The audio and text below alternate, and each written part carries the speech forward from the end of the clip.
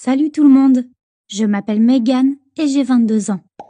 Récemment, j'ai été humiliée par toute ma fac, mais j'ai réussi à m'en sortir et à me venger de la honte dont ils m'ont couverte. Sauf que maintenant, quelqu'un doit chercher une nouvelle fac parce qu'il n'arrive pas à s'extraire de la boue dans laquelle je l'ai traîné. Tout a commencé lors d'un jour ordinaire. J'étais en cours, on avait un test à faire, alors la classe était parfaitement silencieuse. Tout à coup, j'ai entendu certains de mes camarades se mettre à chuchoter et à me dévisager. Quelques minutes plus tard, toute la classe me regardait en rigolant. Le prof a même dû intervenir. Enfin, j'ai réussi le test et je suis sortie dans le couloir pour faire une pause. Et en allant jusqu'à mon casier, je voyais bien que tout le monde continuait à m'observer. Ils me pointaient du doigt et rigolaient. Je me sentais super mal à l'aise parce que je ne comprenais pas ce qu'il se passait. Comme si j'étais le personnage principal d'un film ou un truc dans le genre. Et j'ai vite compris ce qu'il s'était passé. Ou plutôt, j'ai vu pourquoi ils rigolaient. Quelqu'un avait envoyé une photo de moi à tout le campus.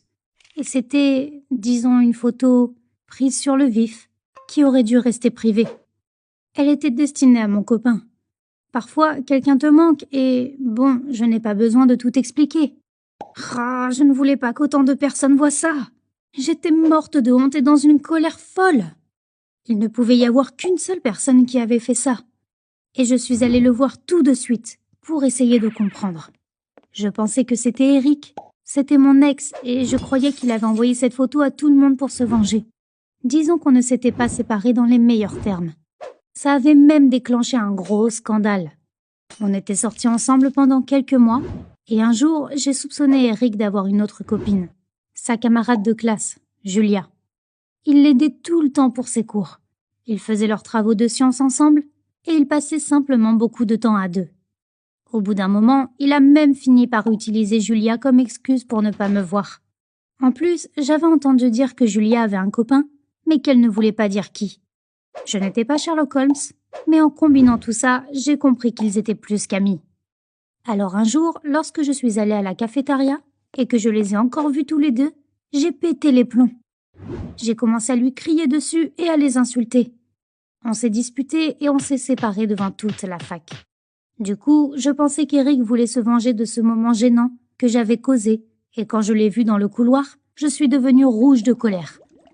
D'entrée de jeu, je l'ai poussé contre le mur et j'ai exigé qu'il avoue tout. Mais la réponse d'Eric m'a étonnée. Il m'a dit qu'il n'aurait jamais fait ça. Oui, notre dispute l'avait rendu furieux, mais il n'aurait jamais pu envoyer ma photo à tout le monde, même s'il l'avait voulu. À vrai dire, il avait égaré son téléphone quelques jours plus tôt et il avait perdu toutes ses données, y compris mes photos. Il a dit que quelqu'un avait peut-être trouvé le téléphone et qu'il avait pu le pirater et publier les photos. Il n'avait pas l'air de mentir, d'autant qu'il avait vraiment un nouveau téléphone. Donc je n'avais plus aucune piste. Je suis rentrée chez moi complètement dépitée. J'étais devenue la risée de l'école. Tout le monde me montrait du doigt et se moquait. Je voulais m'enfoncer dans le sol et disparaître. J'ai carrément couru pour rentrer chez moi, afin de ne plus entendre toutes ces moqueries. Je me suis assise dans mon lit et je me suis mise à pleurer. Qu'est-ce que j'avais fait pour mériter ça? Et qui avait fait le coup? Pendant tout ce temps, je n'avais pas arrêté de recevoir des messages. Tout le monde m'envoyait la photo avec des commentaires, des mèmes, c'était horrible. Mais soudain, quelqu'un a frappé à ma porte et a interrompu le cours de mes pensées. C'était Eric. Je ne voulais pas le voir. J'avais juste envie de lui claquer la porte au nez. Mais il avait amené des fleurs et il a demandé que je l'écoute. Il m'a dit qu'il m'aimait toujours et qu'il était terriblement désolé que tout ceci m'arrive à moi. Il voulait s'excuser et dire qu'il me soutenait. C'est vrai que j'avais besoin de soutien. En plus, j'avais toujours des sentiments pour lui, et je ne l'aurais jamais quitté s'il n'y avait pas eu cette Julia. Du coup, j'ai laissé Eric entrer et on a pas mal discuté. J'ai même réussi à oublier mes problèmes quelques secondes. À un moment, il s'est penché pour m'embrasser. Je me sentais bien, en sécurité, alors je l'ai embrassé en retour. Je passe les détails sur la suite. Pour faire court, Eric a dormi chez moi et le lendemain, j'avais l'impression qu'il ne s'était rien passé de mal la veille et que j'avais juste fait un cauchemar. Mais quand je suis retournée à la fac, c'était encore pire. Il se trouve qu'une nouvelle photo de moi venait d'être diffusée. C'était une photo de moi de la nuit dernière. Mais je n'étais pas en train de prendre la pose ou de sourire sur celle-ci. J'étais en train de dormir dans une position extrêmement compromettante. Mon Dieu, c'était horrible. J'avais envie de détruire Eric pour ce qu'il avait fait. Mais il m'a dit que je le méritais après l'avoir quitté devant tout le monde. Le menteur! Le salopard! Après 2 jours d'humiliation, j'ai gagné le titre de reine des losers pour toute ma scolarité. Et je ne pouvais rien y faire. Je ne peux pas t'expliquer à quel point je me sentais mal. Imagine que ton plus gros secret soit découvert par tout le monde. Et le pire, c'est que mes amis commençaient à retourner leur veste. Ma meilleure amie Linda a arrêté de me parler et ne voulait même plus s'asseoir à la même table que moi à la cafette. Tout le monde avait honte de me parler. Je n'avais aucun soutien. Je comprenais mieux la phrase « c'est dans le besoin qu'on reconnaît ses amis ». Elle m'avait laissé tomber quand j'avais le plus besoin d'elle. Et je me retrouvais toute seule. J'ai hésité à aller trouver la police, mais ce n'était pas vraiment une option. Ils auraient sans doute puni Eric, mais ça n'aurait rien changé. Le mal était fait et personne n'oublierait ces photos. En plus, j'aurais honte d'aller les voir pour expliquer une situation si délicate.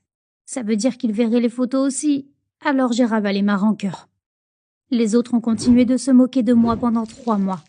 On aurait dit qu'il n'y avait pas un seul élève qui n'avait déjà pas essayé de faire des montages avec les photos pour me les envoyer.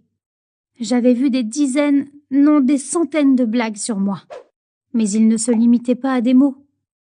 Un jour où je suis entrée dans la classe, ils avaient recouvert les murs de mes photos. C'était un peu un mur de la honte. Super blague, merci.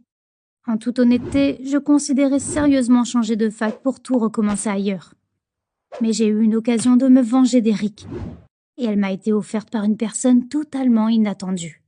C'était Julia. Et oui, la même Julia qui sortait avec mon ex en secret. Mais elle est venue me voir avec un drapeau blanc. Visiblement, je n'étais pas la seule qui avait été victime des abus d'Eric. Julia m'a dit qu'elle avait vu Eric embrasser une autre fille. Et pour que ce soit clair, pas comme une simple amie, si tu vois ce que je veux dire. Du temps avait passé, mais ce salaud n'avait pas changé. Julia était furieuse et elle voulait prendre sa revanche. On avait le même but et on a décidé d'unifier nos forces face à notre ennemi commun, Eric. On avait un léger avantage. Eric ne savait pas que Julia l'avait vu avec une autre fille, donc il ignorait que, bientôt, notre fureur allait s'abattre sur lui. Il y avait bientôt une soirée déguisée, alors on a facilement élaboré un plan. Julia a invité Eric chez elle afin de se préparer pour la soirée, en disant qu'elle avait une surprise pour lui. C'était vraiment une surprise. Elle avait un costume pour déguiser Eric en fée Disney. Il ne voulait pas le mettre au début, mais Julia a réussi à le convaincre avec des moyens auxquels il ne pouvait pas résister. Le petit pervers. Au moment où Eric était allongé sur le lit dans une position très compromettante et habillé avec la moitié de la robe, je suis sortie de l'armoire et j'ai commencé à le mitrailler de photos. Tu aurais dû le voir. Il avait les yeux écarquillés comme 2 boules de billard. Il a essayé d'attraper mon téléphone, mais je me suis enfuie de la maison. C'était facile d'être plus rapide que lui, vu qu'il était empêtré dans sa robe et n'avait aucune chance de me rattraper. Mais le plus drôle s'est passé quelques minutes plus tard. Pendant qu'Eric essayait de me courir après, Julia a jeté toutes ses affaires à la poubelle et elle a fermé la porte de chez elle. Du coup, Eric a dû rentrer chez lui et traverser tout le campus en ne portant que la robe et du maquillage. Je l'ai vu courir dans l'allée principale depuis ma fenêtre. Tout le monde se moquait de lui et le prenait en photo. C'était une bonne manière de finir la journée et un châtiment approprié pour cet ignoble dégénéré. Mais cela ne faisait que commencer. Le lendemain, Eric est arrivé au cours et a dû subir toutes les moqueries que j'endurais depuis plusieurs mois. Et oui, tout le monde rigolait en le voyant et l'appelait la petite fée. Ces photos étaient au centre de toutes les discussions de la fac et les gens commençaient à en faire des mèmes. J'avoue que j'en ai moi-même fait beaucoup. Ça m'a fait beaucoup de bien. Mais il a continué de creuser sa propre tombe en publiant une vidéo dans laquelle il disait qu'il avait été victime d'un piège tendu par 2 folles. Il exigeait que tout le monde cesse de se moquer de lui. Mais ça n'a fait qu'empirer la situation en ravivant les railleries. Le prix de la meilleure blague sur Eric en robe revient à des garçons que je ne connaissais pas, qui ont publié une photo de lui sur le grand écran pendant un match de basket. Tous les gradins ont explosé de rire et ont applaudi.